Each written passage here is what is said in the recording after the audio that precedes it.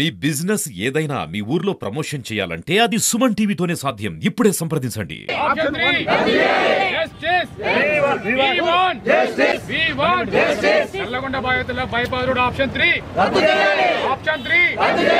నా పేరు కవిత, మాది కేశరాజపల్లి. ఇక్కడ నేను ఎస్ఎల్బిసిలో ఒక ప్లాట్ కొన్నా, 204 గజాల ప్లాట్ కొన్నా. నేను 6 నెలల క్రితం నా బిడ్డకి ఇచ్చిన. ఎంత వస్తుందంటే మార్కెట్ వాల్యూ 30 లక్షలు వస్తుందని అల్లునికి చెప్పి నేను బిడ్డని ఇచ్చిన. చేసుకున్న తర్వాత ఇప్పుడు 2 నెలల నుంచి ఈ ప్రాబ్లం అనేది తెలిసింది. తెలియగానే ఇప్పుడు నువ్వు ఆ ప్లాట్ లేదు, ఏం లేదు, నాకు 30 లక్షలు నువ్వు తీసుకొని రా అని నా బిడ్డ నా ఇంటికి పంపించిండు సారు. నేను ఏం చేయాలి? నా బిడ్డకి అది కట్నం ఇచ్చిన. నేను చేతగాని పరిస్థితి, కష్టం చేసుకోలేని స్థితికి ఉన్నా. నేను ఆత్మహత్య తప్ప నేను ఏం చేసుకోలేను. నా బిడ్డ ఏడుపు, నేను ఏడుపు, ఏం చేయాలో మాకు అర్థం కావట్లేదు. న్యాయం చేస్తారనే 2 నెలల నుంచి తిరుగుతున్నాము. ఎవరు ఏం పట్టించుకుంటలేరు మా బాధ. మాకేం చేస్తారో మాకు కోమటిరెడ్డి సారు మేము కాళ్ళ మీద కూడా పట్టయ్యాల. మమ్మల్ని పట్టించుకోకుండానే పోయిండు ఆ సారు. మాకు ఏదన్నా ఒకటి చెప్పలేదు. మాకు ఏదో విధంగా న్యాయం చేయాలని కోరుకుంటున్నాం మేము, అంతే సారు. మా పేదలకు అన్యాయం చేయొద్దు. న్యాయం చేస్తారని మీకు గెలిపించుకున్నాము, మాకు అన్యాయం చేయొద్దు. మేము ఆత్మహత్య చేసుకుంటాం సార్. కోమటిరెడ్డి పేరు చెప్పి రాసి పెట్టి మరి ఆత్మహత్య చేసుకుంటాము. మాకు అన్యాయం అయితే జరుగుతుంది. మాకు న్యాయం చేయాలని కోరుకుంటున్నాం. మాకు ఏదేమొద్దు, మా ప్లాట్లు మాకు ఉండాలి. మాకు ఇంకేం వద్దు సార్. మాకు ఇచ్చిన ప్లాట్లు మాకు ఉండాలి. మా ప్లాట్లంగా పోవద్దు, మేము నష్టపోవద్దు సారు. మాకు నష్టపోవద్దు. మీరు ఎక్కడైనా చేసుకోండి. ఆప్షన్ 3 అనేది ఒకటి రద్దు చేయండి. ఉన్నోళ్ళ దగ్గర తీసుకోండి సారు, మా కాడ తీసుకోకూరి. మమ్మల్ని అన్యాయం చేయకూరి సారు. మా కాడ ప్లాట్లలో అన్యాయం చేయకూరి. నా పేరు విజయలక్ష్మి. మాకు మెడికల్ కాలేజీ ఎదురుగా 400 గజాల ప్లాట్ ఉంది. నేను మా అమ్మాయికి ఇచ్చాను. ఆ అమ్మాయి అమ్ముకొని వెళ్తాను అని అంటే, నేను మెడికల్ కాలేజీ ఓపెన్ అవుతుంది, రేటు చాలా వస్తుంది అని చెప్పేసి నేను అమ్మకుంటా ఆపాను. ఇప్పుడు అది 20,000కు గజం చొప్పున పోతుంది. నేను అది తెలియకుండానే రాళ్ళు బాతిన తర్వాత మాకు తెలిసి మేమందరం కోమటిరెడ్డి సార్ ఇంటికి వెళ్ళాము హైదరాబాదు. వెళితే సారు మాకు 5 నిమిషాలు కూడా టైం ఇవ్వలేదు. మేము ఎంత బతిలాడినా కూడా మాకు 5 నిమిషాలు కూడా టైం ఇవ్వకుండా మేమేం చేయలేము, మీరు నల్గొండకి వెళ్ళేసి బుర్రి శ్రీనివాసరెడ్డి సార్ని కలవండి అని చెప్పారు. అక్కడి నుంచి వచ్చి బుర్రి శ్రీనివాసరెడ్డి సార్ దగ్గరికి వచ్చాము. ఆ సారు నేను సార్ని కల్పిస్తాను, మేము చేస్తాము అని చెప్పేసి ఆ సార్ చెప్పారు. ఫస్ట్ మమ్మల్ని మేము పోతే మేము బయటికి వెళ్ళమని ముందైతే చెప్పారు. తర్వాత మళ్ళీ మమ్మల్ని కూర్చోబెట్టేసి మంచిగానే మాట్లాడారు. మేము సార్ని కల్పిస్తామని చెప్పారు.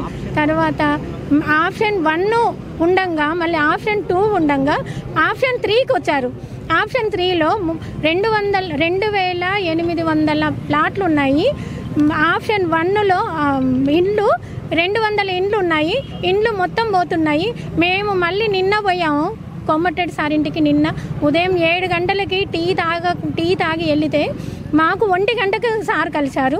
1 గంట దాకా అక్కడే నిలబడితే 1 గంటకి కలిసి ఒక్క 5 నిమిషాలు టైం ఇవ్వమన్నా కూడా ఇవ్వలేదు. మేము మాట్లాడటానికి ఆ సార్ మాకు టైం ఇవ్వలేదు.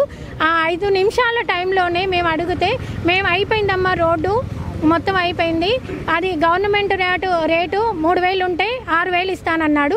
20,000 గజం పోతుంది. మేము 6,000 ఇస్తే మేము ఏం చేయాలండి?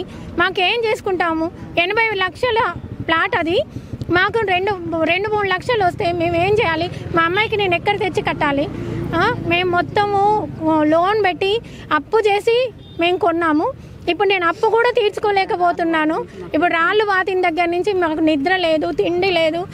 మా అమ్మాయి వాళ్ళు మేము అంతా పిచ్చి లేసినట్టుగా తిరుగుతున్నాము. ఈరోజు ఇక్కడ దల్వేశ్వరం పోతుంటే ఇక్కడ నిలబడి లేడీస్ మొత్తం కాళ్ళ మీద పడ్డారు. అయినా సరే ఆ సార్ కనికరించకుండా ఆయన మాటలే చెప్పాడు, కానీ మా మాటలు మాత్రం కొంచెం కూడా వినలేదు.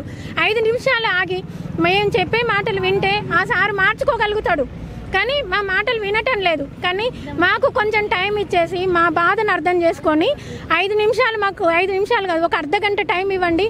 అందరి బాధలు వినేసేసి మాకు న్యాయం చేయండి. మాకు ఇక్కడి నుంచి మాకు రోడ్డు వద్దు, మాకు ఇక్కడి నుంచి రోడ్డు తీయండి. అంత కలుషితం అయిపోతుంది. ఇక్కడ జనాలందరూ ఆగమవుతున్నారు. నల్గొండని 2 ముక్కలు చేస్తున్నారు. ఆప్షన్ 3 వద్దు, ఆప్షన్ 1కు పంపించండి. అక్కడ ఏ అన్యాయం జరగట్లేదు. ఇక్కడ అన్యాయాలు చాలా జరుగుతున్నాయి. మీరు మమ్మల్ని కాపాడండి సార్. మీరు ఏ విధంగానైనా చీమకు కూడా హాని కలిగించాడు కోమటిరెడ్డి అని ప్రతి ఒక్కరు చిన్న పిల్లల్ని అడిగినా కూడా అదే మాట చెప్తున్నారు. కానీ మీరు ఎందుకు ఇలా చేస్తున్నారో మాకు అర్థం కావట్లేదు. కానీ మమ్మల్ని మాత్రం మాకు మాత్రం న్యాయం చేయండి. 3000 మందికి అన్యాయం జరుగుతుంది అంటే మాకు చెప్పాడు 60 మంది కంటే ఎక్కువ కలగట్లేదు అని చెప్పారు. కానీ కాదు, ఈ 3000 మందిని మేము చూపిస్తాము. మేము ప్లాట్ రిజిస్ట్రేషన్ల పేపర్లతో సహా మేము చూపిస్తాం. అది మాకు టైం ఇవ్వండి. మీరు 3000 మందిని మీ దగ్గర తీసుకొచ్చి చూపిస్తాం. మీరు తెలుసుకోకుండానే మీరు ఎవరో చెప్పిన మాటలు విని మాకు ఇలా చెప్పడం కరెక్ట్గా సార్. 5 ఇండ్లు పోతున్నాయి అన్నారు. మా లైన్లో 200 ఇండ్లు పోతున్నాయి. మేము మొత్తం చూసే మీకు చెప్తున్నాం. మీరు దయచేసి మాకు న్యాయం చేయండి సార్. నా పేరు శేఖర్ రెడ్డి, మాది పగిడిమర్రి, కనగల్ మండలము. మాది ఇక్కడ 150 గజాల ప్లాటు. నేను 2019లో కొన్నా. 2019లో కొనేటప్పుడే 10,000 పెట్టిన దానికి. ప్రస్తుతం 20,000 డిమాండ్ ఉంది. ఈ రోడ్డుకి 4వ బిట్టే. అయితే ఈ ప్రధానంగా నేషనల్ హైవే 565 అనేది నల్గొండ మధ్య నుండి రావాలి. కానీ అక్కడ కొంతమంది బిల్డింగ్స్ కానీ లేకపోతే ప్రార్థనా స్థలాలు కానీ పోతున్నాయని దాన్ని నేషనల్ హైవే నల్గొండ చుట్టూ తీసుకురావడానికి సెలాడియా అనే ఒక కంపెనీ వాళ్ళు సర్వే నిర్వహించారు. ఆ సర్వే ఫలితంగా వాళ్ళు ప్రధానంగా 3 ఆప్షన్లు ఇచ్చారు. దీంట్లో మొదటి ఆప్షన్ ఏంటంటే నల్గొండ నకరేకల్ నుంచి వస్తూ ఛాయా సోమేశ్వరాలయం దగ్గర నుండి కేశరాజపల్లి మీదుగా సాగర్ రోడ్డుకు దీన్ని కలపాలని మొదటి ప్రతిపాదన. ఈ ప్రతిపాదన ప్రకారం దీని పరిధి 11 కిలోమీటర్లు. 11 కిలోమీటర్లు పూర్తిగా వ్యవసాయ భూముల్లో నుండి పోతున్నది. దీంట్లో నష్టపోయే భూమి 50 హెక్టార్లు మాత్రమే. ఇది ఆప్షన్ 1. తర్వాత ఆప్షన్ 2 వచ్చేసి నల్గొండ ఎక్కడైతే ఛాయా సోమేశ్వరాలయం నుంచి పానగల్లు దగ్గర నుంచి ఫ్లైఓవర్ ద్వారా నల్గొండ బైపాస్ రోడ్డు వరకు, అంటే బైపాస్ రోడ్డు చల్లపల్లి బైపాస్, ఇప్పుడు మరిగూడ బైపాస్ వద్దకు ఇది ఆల్రెడీ ఎగ్జిస్టింగ్ 5.5 కిలోమీటర్స్ రోడ్డు ఉంది. ఈ రోడ్డునే విస్తరిస్తూ నేషనల్ హైవే అక్కడికి వచ్చి అక్కడి నుంచి ప్రధానంగా ఇప్పుడు ఆ బైపాస్ రోడ్డు నుండి మళ్ళీ వ్యవసాయ ఆ పక్కనే ఉన్న ప్లాట్ల గుండా పూర్తిగా ఇది 15.5 కిలోమీటర్ల పరిధితోటి ఉంది.